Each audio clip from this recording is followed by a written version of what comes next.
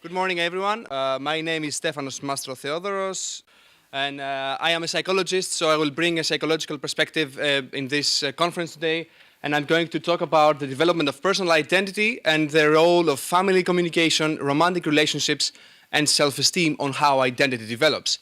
My presentation is roughly for half an hour, which for me, when I am an attendee, it's quite a long time, so I will try to summarize it in between and keep you on track. And we will have time later for questions. And of course, after the conference is over, I'm also very happy to share information about this. So I already start with the main messages that I would like you to take from this presentation so that you already keep them in mind. So I give you the messages basically already. So no, this is it. So identity is a core developmental task of adolescents. So basically, it's something that we expect adolescents to do. I will explain later what exactly we mean by personal identity. We need to apply newly developed statistical methods in order to better understand the mechanisms of how identity develops, basically. Then the third point of this presentation is that family communication and romantic attachment are associated but not predict identity development. And the differentiation between association and prediction, it's quite important if we need to actually design interventions. And last point is that self-esteem is also a significant player in the development of identity. So the outline of this presentation, I'm going to define what is personal identity first, then I'm going to present briefly some theoretical expectations. Why do we expect identity to be associated with family relationships, romantic relationships, and self-esteem. Then I'm going to briefly present empirical research already done, and then I will present the results of 2 longitudinal studies that I have conducted in Greece. And I will try to explain why these are useful for interventions, basically. So what is identity? Identity is basically what we answer if we are asked who we are. So if you ask me who I am, the answers I'm going to give actually comprise part of my identity. But as you may already understand, this is a very broad question and has many different answers. I might answer I am a psychologist, or that I'm inhabitant of the Netherlands, or that I'm Greek. So I might give different answers on the questions who I am.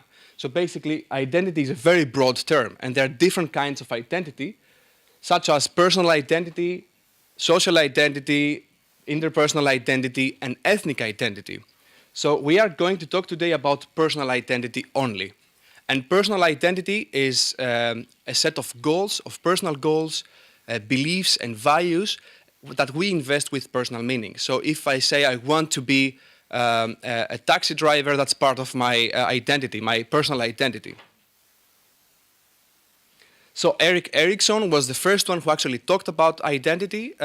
He was a neo-psychoanalyst, and he actually said, so his theory, where all identity research is based on, is that we develop through stages, and each age and each stage has a significant task.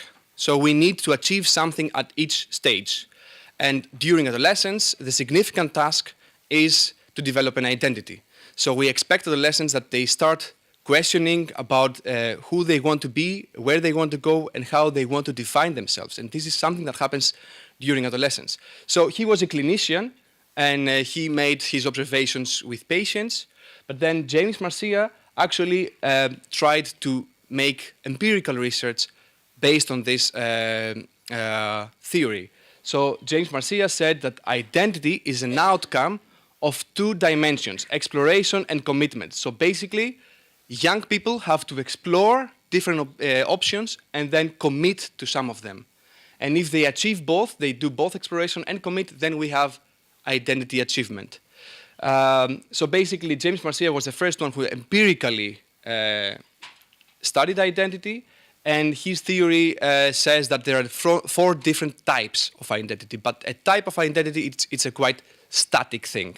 So newer models have actually now developed recently that say that personal identity is a dynamic process that consists of many different sub-dimensions, and it looks like that. So that's the model of Kuhn-Lux. So there is exploration in breadth, so adolescents first start considering different alternative options for their future. Then they make some initial commitments, so they initially choose some of those options, and then they further go to explore more in depth whether those options are actually really good for them or not, whether they suit them or not. And if they decide after exploring in depth by discussing with people, for example, that these options are indeed good for themselves, then they identify and the options become part of their identity. Otherwise, they reconsider their commitments. They say, well, might be that it's not good for me to be a taxi driver. Then I actually go back again and explore more options. So this is actually a dual cycle process, because this cycle is the commitment making cycle, and this is the commitment evaluation cycle. And it actually shows the idea that it's a dynamic process and not a static process. It's also, there is also one more dimension, the ruminative exploration, which actually you see from the red color that it's a negative thing. And what it is, it's an exploration that does not end in commitments. So it's a never-ending, let's say, exploration. So if people, young people, are trapped in a cycle that they don't actually make any commitments, this is a negative thing, because exploring is unstable and they are experiencing more problems. So this is the model I'm going to be using for this presentation. So why is it important to study identity? Because identity is one of the developmental tasks of adolescents.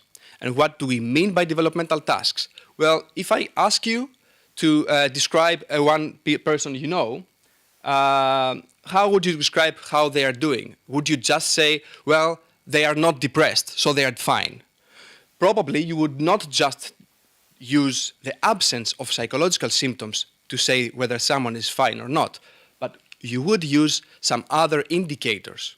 So those indicators that we use in order to say whether someone is doing fine or not are called developmental tasks. So each stage has some developmental tasks. And during adolescence, as I said, these are some of the developmental tasks. You see here that forming close relationships and exploring identity, romantic relationships, and work are part of the developmental tasks of adolescence. So we know if an adolescent is doing fine, not only if they don't have psychological symptoms, but also if they can actually achieve those things. So these are the developmental tasks. And why it is important to study this? Because we know that people that are doing fine, according to the criteria of each stage, they are expected to be doing better fine as well in the next stage. So adolescents that can actually adjust to their physical changes, that can successfully transit to the secondary education and also form an identity, they are expected to be doing better when they are young adults. So it's significant, it's important to know what actually helps them build an identity. That's an intermediate summary for now. So what I already talked about is that personal identity is goals, beliefs, and values, that identity development has many different sub-processes and it's a dynamic process, and that it's a developmental task. So it's important to know because it actually is an indicator of future adaptation. So why would we expect that identity development is associated with family communication, romantic relationships, and self-esteem? Why would we think of that? Well, because identity is not something that happens just in my brain. It's not something that I do on my own. It's something that I do through my interactions with other people. So theoretically speaking, we would expect that I discuss my possible options with my people around me, my family, my partner. So actually, identity is something that happens in context. It's not just on the individual. So we would expect that family helps the adolescent basically to have a ground to explore different alternatives, and that also romantic relationships would be, again, a field of exploration. It's also self-exploration.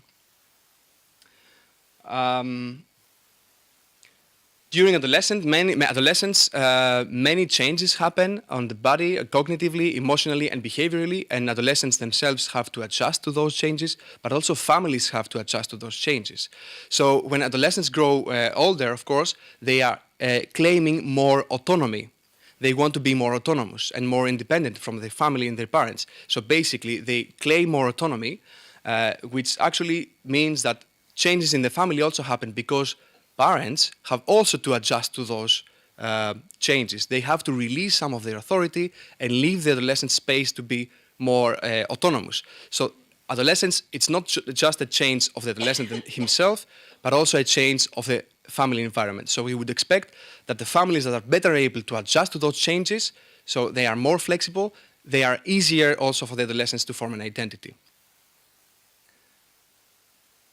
At the same time, we know that adolescents start experimenting with romantic relationships, and we know that romantic relationships are an important field of experimentation and exploration.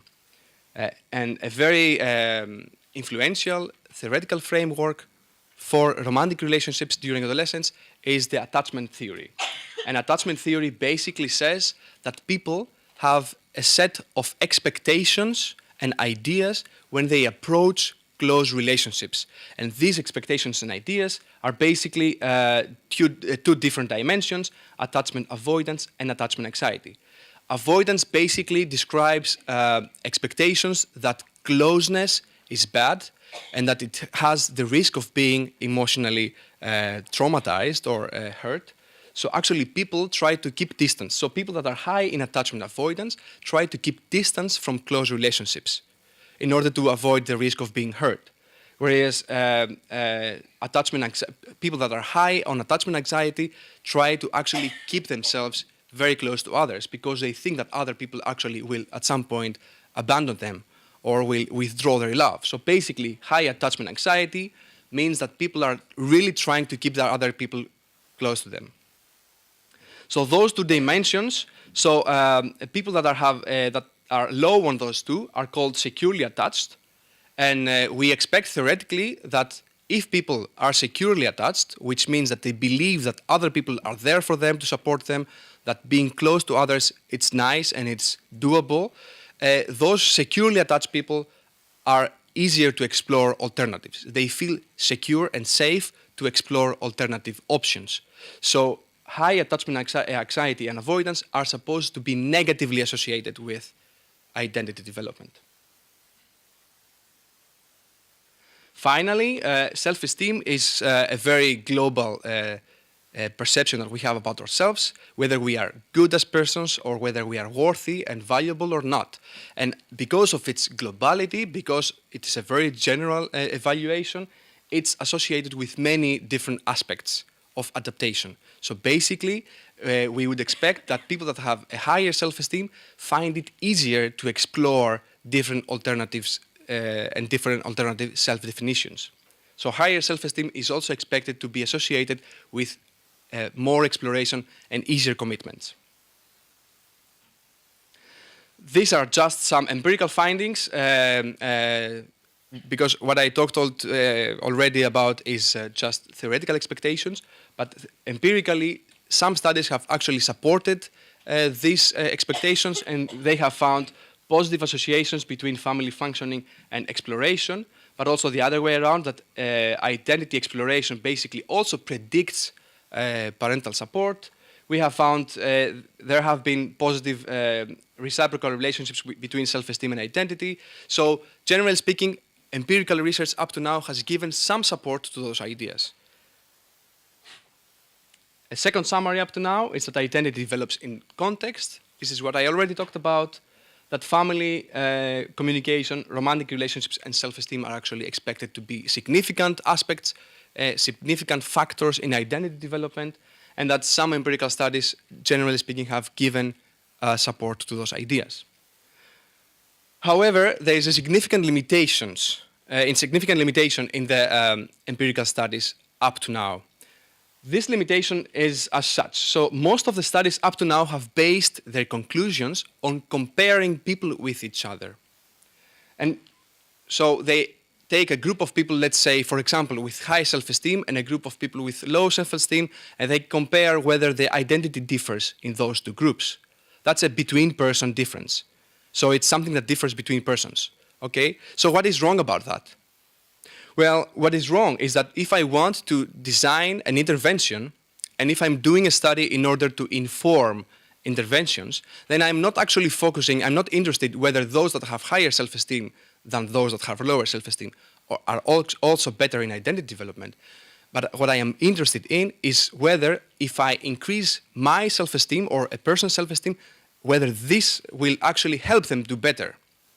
So it's not a difference of those who are high compared to those who are low, but actually we want to know if we do increase A, would then B also increased? So do we also expect a decrease in B? So this is a really simple example to show you the difference of between person and within person. And this is a newly developed statistical technique that was published first time in 2015. So if we imagine that we have people, well, it goes on alone and it is quite annoying. We want to actually study the association between heart rate and fitness. What we would find, or basically exercise, we would find that a negative correlation, which means that the more you exercise, the lower your heart rate, because you're more fit than people that are less fit. This, yeah, okay, it's a bit confusing. So this is a between-person difference. People that are generally exercising have a lower heart rate than people that are not exercising. So this is a negative correlation. That's a between-person difference. However, we are actually, if we actually take people and measure them, 5 people, during different situations, when they are sitting or relaxing, when they are walking, when they are going up the stairs or running or biking, then we will see actually a positive association. So the more you actually exercise, the higher your heart rate, which makes sense. So basically, this is to show that between-person differences are different than within-person differences. And what we need to know for identity development is whether increasing the self-esteem will actually increase identity development, and not whether this is a between-person difference. So most studies up to now have actually followed a between-person paradigm and not a within-person paradigm. And this is important to actually show. And this is, of course, a completely fictitious example. It's also a bit exaggerated in the sense that the associations are completely opposite sign. So very few studies have actually applied this framework in the identity development, and they have found, so for example, these are 2 examples, Becht and Crocetti. They found associations that are in accordance with the theoretical expectations. So they found reciprocal longitudinal relationships between self-concept and parent-adolescent relationships, and also identity commitments and exploration with positive, with parental support. So these are the questions of the study, the empirical questions that I asked, whether family communication associates with dimensions of identity development, and also the same for romantic attachment and self-esteem. So what are the within-person longitudinal associations? I used a sample of 478 participants, Greek adolescents, in high schools in Greece. I used 3 assessments within 1 year, so they were actually semi-annual. And I used those questionnaires. This is a questionnaire for identity development, dimensions of identity development scale. I used the family adaptability and cohesion evaluation scales for family communication. Romantic attachment was measured with experiences in close relationships, and self-esteem with the Rosenberg self-esteem scale. This is just an example of items. How do we measure identity? So for example, this is an example of commitment making. I have decided on the direction I'm going to follow in my life. And then number 6, it's an example of exploration in breadth. So the first circle that I showed you in the model, I think actively about different directions I might take in my life. So that's exploring different options, basically. So that's the scale, 25 items. And the analytic plan is to, I applied this new technique that I talked about, which actually disaggregates the between-person from the within-person variance. This is how this is quite fast. This is how the model looks like, statistically, and it's not to be afraid of or scared. What I actually want to stress here is that there are 3 different things that are of importance. Those figures here, so the round-shaped on the top and the bottom, are actually the between-person differences. And this is just differences and associations on the between person level. Whereas those circles on the middle of the graph are within person associations. And on the within person level, there are two things that are of importance. The first thing are the double-headed arrows, this one, and this one, which these actually show within person correlations. Correlations is just something that goes hand in hand with another thing that goes high, for example. That's a positive association. Whereas the diagonal one-headed arrows are cross-lagged effects. And these are almost as close as we get now with correlation designs on prediction. So these are the most important for our study. So if we find that actually increasing communication on wave 2 predicts increasing identity exploration on wave 3, then we know that by increasing family, if we make an intervention and we increase family communication, we expect that identity exploration will also increase. So that's the most important thing. And I will present the results now in 3 different tables, one for the between-person differences, one for the within-person correlations, and one for the within-person cross-lagged effects. The third one is the most important. So these are the correlations on the between-person level. Everything that is not significant has been left out for clarity. So we see, generally speaking, strong, significant associations on the between-person level. So those that have higher attachment anxiety and higher attachment avoidance, which are basically negative things because they are insecurely attached people, have lower commitment making, so they cannot actually make initial decisions, they make it less, but this is a between-person difference. They have higher ruminative exploration, which is a negative thing because it hinders identity development. And they have lower identification with commitments, which is basically stability of identity, which is good. So they have lower of a good thing. Whereas self-esteem, we see, has also a strong pattern, a medium pattern of correlations. So higher people with higher self-esteem have more commitment making, lower ruminative exploration, and higher identification with commitments. These are the within-person correlations. So, of course, again, everything that's missing is non-significant, and everything that's like that is also non-significant because it's 3 different waves. So we see here, again, strong correlations on the within-person level. So what these show, basically, is that people, when they have, so it's not just differences between people, but within people, within-person effects. When an adolescent has higher attachment anxiety and avoidance, he or she will also tend to have lower commitment making and more ruminative exploration, more exploration in breadth, that's alone for the anxiety, and lower identification with commitments. And the opposite is true for self-esteem.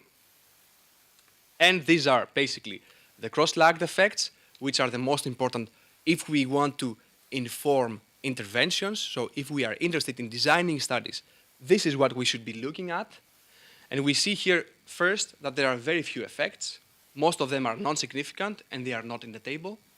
And those that are very few, we see, for example, attachment has nothing, no cross-lagged effect with identity development, whereas we see that this is a reciprocal relation and these are reciprocal as well. So we see that more family communication, if at one wave family communication is increased, then the next wave, that's a cross-lagged effect, the exploration in breadth will also be increased. And the important thing, that's why we have 4 values here, is that this is also reciprocal. So if exploration in breadth is increased, then at the next point, family communication will also be increased. The same applies with self-esteem and ruminative exploration and identification with commitments. So if someone increases in their self-esteem, if they feel even better for themselves, then the next 6 months, according to this study, we expect that they will lower their ruminative exploration, which is a bad thing. Okay? So people that are feeling, when they are feeling that they are more valuable as individuals, they are actually making decisions easier, because this is not making a decision. And they are also they feel more stable about those decisions, because That's what identification means. And this is also reciprocal, which means that it goes also the other way around. If I make a commitment and I actually feel this is part of myself, then next time I will actually feel better for myself. So in the discussion, these results are similar to those that have actually applied the same technique, but with different measures, not family and communication, and not self-esteem. So we actually support the already limited evidence applying this new statistical technique. And what we actually see, what these results tell us, basically, is that identification with commitments is more important to psychological well-being than just commitment making. So what is more important is to feel that the choices that you made actually really suit you, and they are part of yourself, and not just making some commitments. And the other way around. If you are feeling better for yourself, then this will actually make you have more stable commitments. Therefore, if we want to apply this, we would actually say, although this is, of course, research in general develops continuously. So according to these results, we would say that if we want to help adolescents make an identity, then it would make sense to try help them increase their self-esteem. So because if they have a higher self-esteem, then we expect that they will have a more stable identity. They will feel that their choices are really part of themselves. The same applies, of course, to family communication, because we found that when adolescents are in a family that has open communication, and they can discuss openly whatever is interesting to them, so all the members can discuss openly, this actually helps adolescents to explore more options. So it gives them some freedom to explore different options, and the other way around. So those adolescents that actually explore more options, they also make their family more open in communication. So one of the points that we get is that actually new methods, the random intercept model that I actually presented, are really significant, important to apply, and they can help us get closer to what we need to know, because we need to know how mechanisms work within persons and not between persons. So new methods can actually really help us in that direction. The results hold some promise for interventions, and as I said, by helping self-esteem and family communication, we might help adolescents form an identity. But on the other hand, what is also notable, what I believe is notable, is that many effects, the cross-lagged effects, so the third table that I showed you, were empty, which means that they were not significant. So this actually indicates that there are other factors apart from family communication and romantic relationships and self-esteem that really play a significant role in identity development, which we did not include in this study. So we also need to take into account that there is lots of space for development and study. So we're not there yet. We can, of course, use the results of this study to inform interventions. So for people in here that actually are doing something, interventions, or have some contact with adolescents with the responsibility of helping them, we do get an idea for this result that self-esteem might help them or open communication might help them, but still we also see that there is lots to be done. So we're not there yet. So it might be personality that plays a role, it might be that individual differences play a role, we don't know yet. So that was it from me. So thank you very much for your attention. I hope I didn't really tire you a lot, and I'm very happy to hear questions.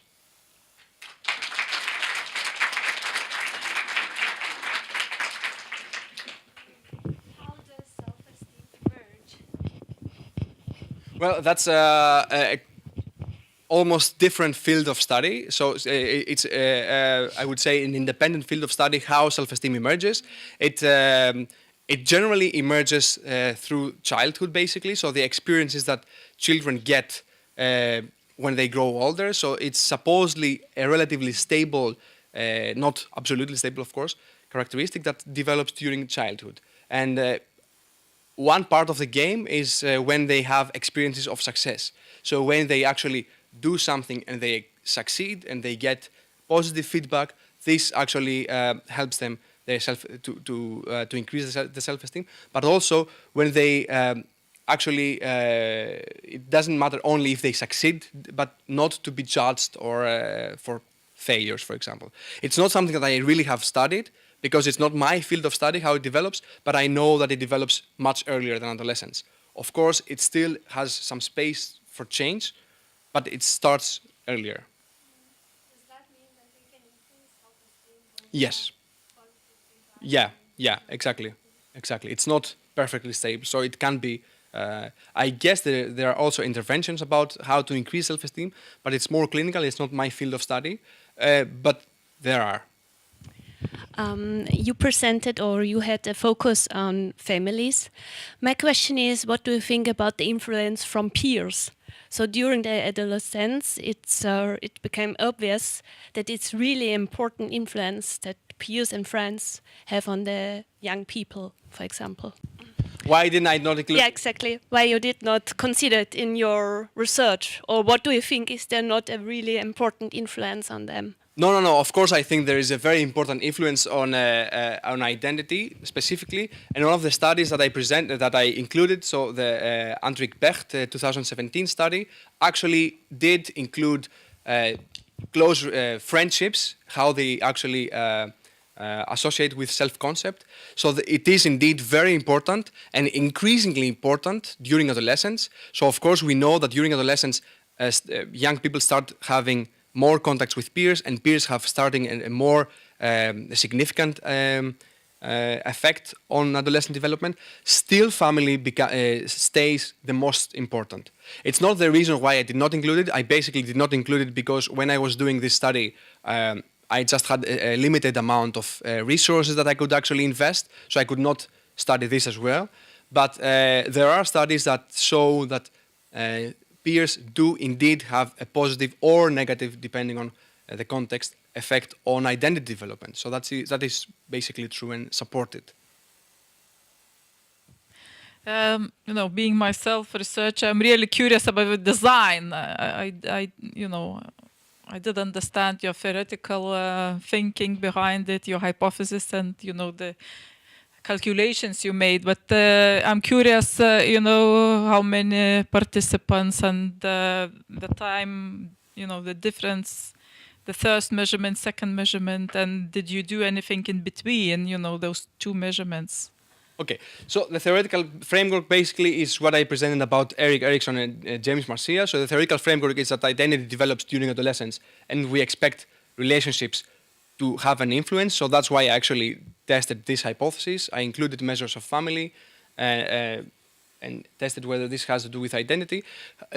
Regarding the design, I used survey methodology basically. So I used self-report questionnaires. I had a series of self-report questionnaires. I contacted high schools. I chose different high schools in the area of Athens in order to be as representative as possible as I could with the resources I had. So basically to have also higher middle class, and lower middle class schools. And I was going to the schools, giving the questionnaires for the students to respond basically, the same students 3 times. The first one was, let's say, in the second half of, that would be 10th grade. So it's high school in Greece. So the second half of it, then after 6 months, so after the summer was in between, and on the 11th grade, start of 11th grade, I gave them again, the same participants, the same questionnaires, and then again on the second half of 11th grade. So 1 year after the first measurement, there was a third measurement. So it was 2 6-month intervals. I didn't do anything in between. It was just self-report questionnaires, and I computed then the covariance matrices basically. So I did the statistics then on those means and standard deviations. So it's basically a natural development. Yeah, exactly. No, I didn't do any intervention myself. No, it was just observation, basically. Thank you, Stefanos. Thank you very much. It was interesting.